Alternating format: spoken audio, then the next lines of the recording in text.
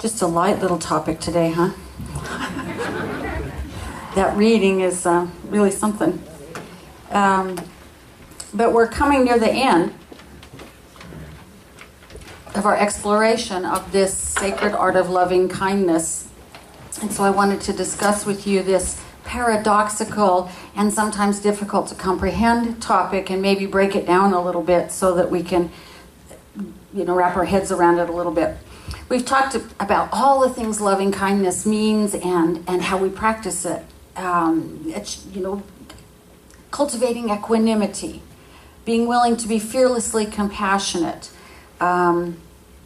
behaving kindly toward yourself and others, and allowing your creativity to manifest itself in the world. All of those things. And one more thing it means, and I think it's obvious, is that it means to be able to see clearly, because it's only when we see what really is that we can act appropriately, lovingly toward it. I think all too often we see through our own filters rather than to see what truly is. And until we can see clearly, we're sort of just blathering away. If we can stay conscious enough to see clearly, then we can give love as love is going to be received. We can act kindly in an appropriate way. All too often, I think we see only what we project out of ourselves. Either something in ourselves that we don't like, or something in ourselves that we need or want, and we project it outward. And that is very difficult to change. Seeing through our own projections is very difficult to do. And I think it only begins to happen when we're willing to acknowledge that we're projecting in the first place. And everybody does. It's the way we work. It's the way our psyche somehow... I suppose if you weren't a human being, it might work okay, because animals act by instinct. And so if you're a deer and you project on another deer, it'd probably be fine. But it doesn't work in human beings. It doesn't work because we're such complex and emotionally varied beings. I remember a book that came out some time ago called The 5 Love Languages by Gary Chapman. And the idea of the book is that you find out how your partner experiences love, and then you give them that, rather than giving them what love looks like to you. And I remember reading it and thinking, I thought love was love. But then I started to think about what he was saying, and I feel much more loved when someone will help me out with the housework than when they give me flowers. Well, maybe not flowers, but you know what I mean. I love flowers too. But that's how I really feel loved, is when someone will help me so that I have more time to do the fun stuff in life, right? When I first read the book, it was a new idea, but it's the same idea I'm talking about here, and that is that when we're looking at behavior or circumstances of another or ourselves, we're looking through our filters. We're looking through a sort of a dirty window at them. And the trick of cleansing delusion is to consciously drop what is ours and look deeply into the other to try to see what's in them instead. Then we can respond with loving kindness, because loving kindness is really about extending ourselves beyond the boundaries of our own ego, isn't it? I mean, that's really what loving kindness is to reach beyond our prejudices and preferences and see what the other person really needs. And seeing clearly also, as pointed out in our reading, requires seeing everything as part of God. Nothing excluded. Everything as part of God. And this is the really difficult part. Because when we think of God, we think of God as being all the good and all the light and all the joy and all the peace and all the sweetness, when in truth it's everything. Everything that exists. All of it is God, and God is all there is. Really, all of it. In the book, The Sacred Art of Loving Kindness, the rabbi uses as an example 2 identical twins who are exquisitely beautiful. And they're standing in front of you, and they're covered in mud so you can't see them. And all of a sudden, a little rain starts to fall on one of them and starts to wash the mud away. And this absolutely stunningly beautiful woman is revealed. It takes your breath away. She's so beautiful. And it's very hard to conjure up the same kind of feeling towards the one who's still wearing a thick coat of mud, no matter how much we try. You know they're identical, so the other one's got to be equally beautiful, but she's all muddy and you can't see it. We are like those twins in so many ways. Every one of us is born in the image of the one who is. And yet when we look in the mirror, is that what we see? What we usually see is this confused heap of emotions and mistakes and questions and concerns and all that other stuff. Conditioned thinking, conflicting emotions, all that stuff that we are as well. When we look at someone else, do we always see God? Especially if it's someone who hasn't been all that nice to us? I think we probably see the same mess of contradictions and yearnings and mistakes and all of that stuff over there as well. Sometimes, if it's someone who's trying to do wrong to us, we even see an adversary.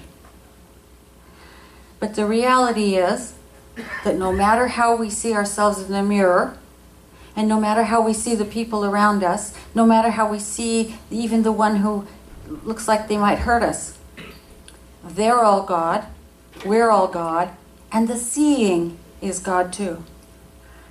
The mud is God, the dirt on the window is God. It's all God. It's all God. This is the paradox. We can't clean away the mud because the more we try, the more the mud sticks. We can't clean away the dirt that's on our window to the world because the more we try, the more dirty it gets because of this funny little thing that what we pay attention to increases. Right? So we're in there frantically scrubbing and we're just making it dirtier and dirtier and dirtier. We cannot cleanse the delusion of our own vision. What we can cleanse is the idea that there's anything to cleanse. That's the hard part, right? What we can cleanse is this idea that we have to be different than we are. That we're not God right now. That we're not good enough to be an expression of the one life. That we're not enough. That's why the mystics all say that coming to know the divine is not a matter of adding anything. It's simply a matter of subtracting and subtracting and subtracting. And the true cleaning of the lens is not the removal of anything. It's just the acceptance that it's all God and the willingness to see into the true nature of ourselves and others. It's just that willingness. It's not the work of doing anything. It's not the work of changing anything. The rabbi says that trying to be something other than who we are, first of all, is impossible. But second, it's an act of psychospiritual violence because we can't be anything else. We are who we are, perfect in this moment, perfect yesterday, perfect tomorrow, perfect always, right where we are. Everything we need and to do that day is present. We're perfect right now, right where we are. The idea that we have to change something, this act of psychospiritual violence, actually makes loving kindness impossible. Because we're waiting until we get that thing handled, until we get that little change made, until we stop being so judgmental, until we can see God better in the other person, until. And we never get around to being kind and loving. It can also create tremendous internal conflict because we will always be finding things about ourselves that we think lacking, that we're not quite good enough for this or that or the other thing. And the truth is we are absolutely right where we are, 100% complete and perfect. We are. The mud, the stains, the errors, the hurtful, foolish, and maddening things you have done in your life are no less manifestations of God than the just, kind, and humble acts you have performed. Until you realize this, you are trapped in an exhaustive effort to be someone other than yourself. And it's not possible. It's not possible. That quote from Isaiah sort of put me back on my heels. Isaiah 45:7. God is talking and says, I form light and create darkness. I make good and create evil. I, the one who is, do all these things. Wait a second. Doesn't Ernest Holmes, our founder, say that God is all good? He does. And he also says, God is all in all. That is, God is and is in everything. Everything. No exceptions. Holmes defined God as the infinite creative intelligence that creates all things by imparting its self to become those things. It's the only creative intelligence there is. And so if something exists, it is God too. Holmes also said, there is nothing in the universe that wishes evil to anyone. There's no part of God that's leading us to make an error. There's no part of God that wants anything bad to befall us, whether to teach us a lesson or to try our faith or for any other reason. It is simply the ultimate mystery that created everything that exists. And at the same time, it's the very life we live. And that's what we have to sort of come to see. I think that it is the life and the existence of everything and everyone. And in that life, we're free. We're free to use it however we want to. We're free to be harsh or kind. We're free to live in that sort of scrunched up, armored state or from love. We're free to do it any way we want. And some of us choose to live from our pain. Some of us choose to live from that frantic place of scrubbing, trying to clean everything up so we'll be enough. Some of us live from, which is a much nicer choice. We live from that place within us that is all lit up all the time, that's peaceful all the time. If we can remember that all of that is God, we're seeing clearly. No matter what it looks like, it's God.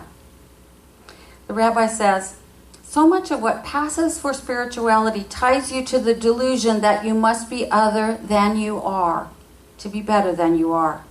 This is nonsense. You cannot be other than you are, and who you are now is not exactly who you were a moment ago, let alone months or years ago. Even if you imitate your past and let yourself fall into habitual patterns of behavior, each replication is in and of itself a new action. Hallelujah! That means we don't have to do it, right? It's a new action. Right at this moment. What you're doing may feel good, and it may not feel good. What you're doing may be more constructive or less constructive. Regardless, you in this moment are perfect for this moment, as you will be tomorrow and as you were yesterday. And you are always evolving. This is more of that, remember you are perfect just as you are, and you could use a little improvement. It's another one of those kinds of ideas. We're perfect in every moment we are, and we're doing all we can do in that moment. And we're going to be different here, and we're going to be more different here, particularly provided we keep our eyes open, fully open, to see the perfection in ourselves and in those around us and in life and in the unfolding of it all. If we can remember to look for the divine spark in all of it. And that's really all we can do. Because it's doing that makes us who we are, and we're fully who we are all the time, and a greater expression of who we are all the time.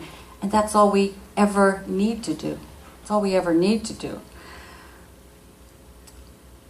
We are in this amazing paradoxical state of working in this field of seeming separation and apartness. At the same time, we are living in oneness. And that's what's tricky about it. That's what's tricky about it, is owning that we are working in the field of separation. Owning that we are doing things in a world where it appears I am me and you are you. But we are really one among divine beings. And so the rabbi says, if we're to be whole as God is whole, we must take ownership of duality as an expression of non-duality. Whew. And all we have to do that is know that it exists. I am a non-dual being walking around in what appears to be duality. And if we simply allow for that to be the truth, we feel whole, as we already are. We take ownership by not waiting until we're perfect, quote unquote. Not waiting until we're free of all negativity or craving or desire to dominate, to reach beyond ourselves and be loving. Not waiting until we've cleared away all the mud and the dust, not thinking we have to change the delusion, because waiting to change the delusion makes change impossible. I told you it was paradoxical as all get out, and it is. As long as we're struggling against ourselves, we're not allowing ourselves to just continue to expand, which is how we all grow and develop anyway, right? One moment at a time. We are different this second than we were last, and we'll be different this second than we were that second. The rabbi begins to sound very much like Ernest Holmes when he says, the way that we see clearly is to turn away from that and turn towards this. We turn away from our feelings of negativity and desire to control and turn towards love and recognizing the divinity in others. We turn away from our desire to beat ourselves up and turn towards loving ourselves. We turn away from seeing someone as the adversary and turn towards seeing them as another expression of God. And that's what Ernest Holmes says we do. We don't deny anything, because it's all appearance in this world of seeming duality. And at the same time, we acknowledge that we are at choice and that we can act with love and compassion, and from that divine spark of life anytime we want. And we don't have to feel like we're perfect in order to act that way, in order to act from love. If we wait until all the negativity is gone, then we'll never move. Because we're human beings. We'll always have negativity. We'll always have weird stuff going on in our minds. And instead of dwelling on it and staying in it, we turn from it and say, I'm going to be loving today. End of story. And it is the turning that grows us. It's the turning that cleanses us. It's the turning that changes us.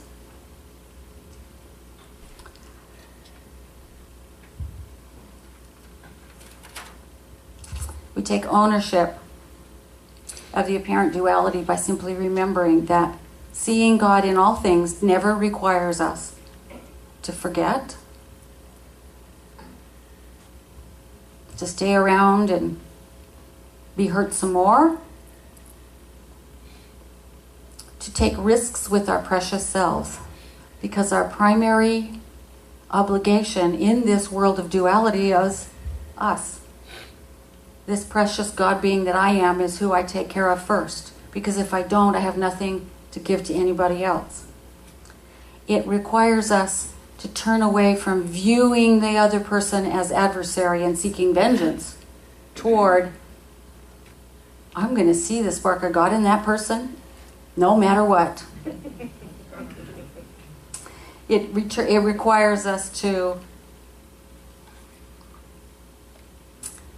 put down our desire to hurt back and instead choose to love back.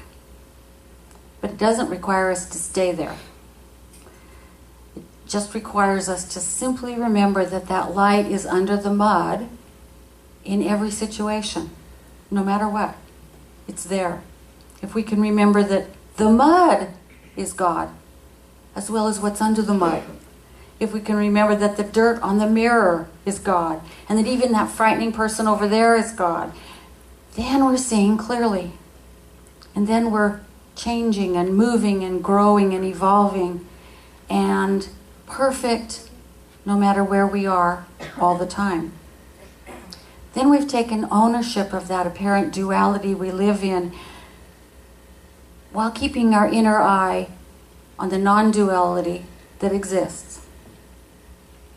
There's only one God here, and we're all it. And when we do that, we are changed. We don't have to scrub and worry about it. We simply have to be there, and we are changed.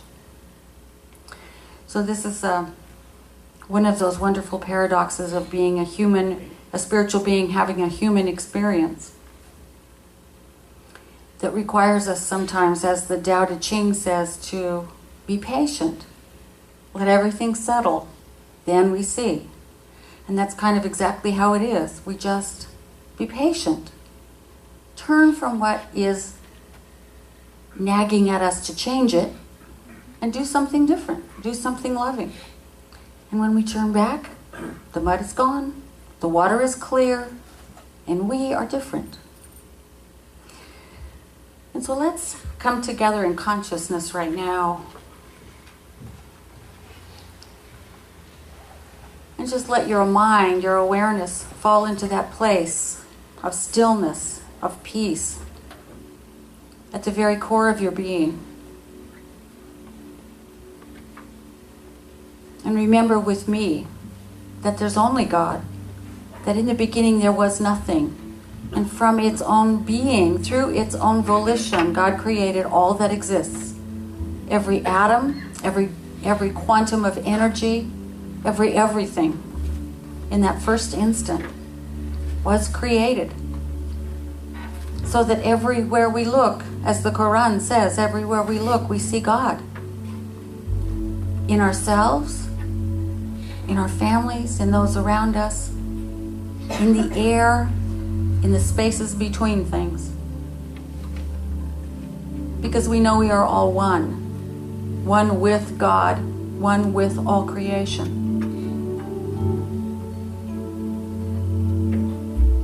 And as I rest in this place for a moment, I remember, as Ernest Holmes says, it's not some God, it's all God. It's not some power, it's all power. It's not some love, it's all love. That is what lives within me, and that is what lives within each one of us. This energy of life that is all power and all love and all joy and all peace. It is closer than our breathing and closer than our heartbeat.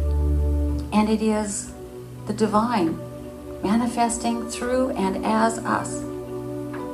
So I know for each one of us that it becomes easy to take ownership of this seeming duality we walk in every day, while at the same time holding steady to that truth that there is only one, and that it's everywhere we look, that it looks at us when we look into the mirror in the morning, and that it looks back at us from the eyes of a dog, or of a homeless person on the corner, or from the eyes of a perceived enemy, and from our children, and from our teachers, and from our friends, and from every living thing.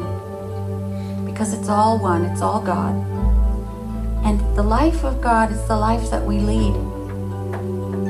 And when we remember that, it becomes easy in this world of separation, seeming separation, to turn, to allow our hearts to open, to give and to receive love, to be kind and to say thank you for the kindnesses that are bestowed upon us.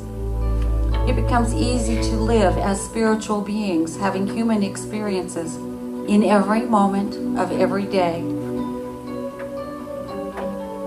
And I claim this ease, and I claim this grace, and I claim this peace and joy for each one of us as our birthright. And so I give thanks. I give thanks for this celebration together. I give thanks for each person who is here. I give thanks for this glorious day. I give thanks for the sustenance that is waiting for us in the social hall, for all of it, because it is all God in expression. It is all God celebrating life. And as we celebrate it together, we simply let it be, knowing it is already so. And we honor this, anchor it, and acknowledge it by saying together, and so it is.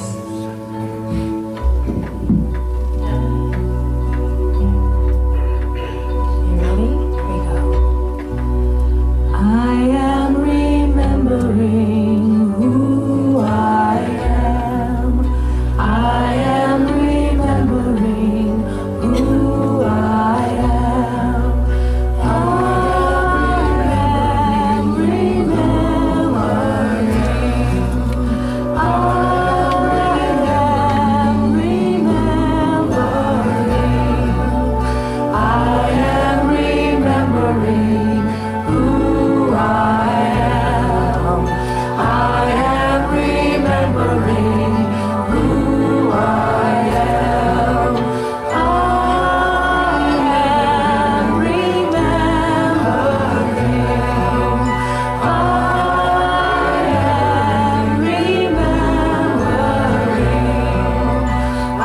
am remembering. I am remembering who I am. I am remembering who I am.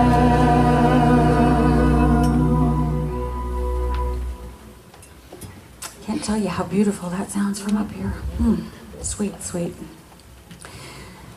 And now we have the opportunity to express our gratitude for life by entering into the stream of its flow, and express our gratitude for the spiritual community by contributing to it, by supporting it financially. We're here every day, not only on Sundays, but every day with services and classes and all sorts of other things, everything else we offer, solely because of your gifts and your contributions. So I want to say thank you for supporting us.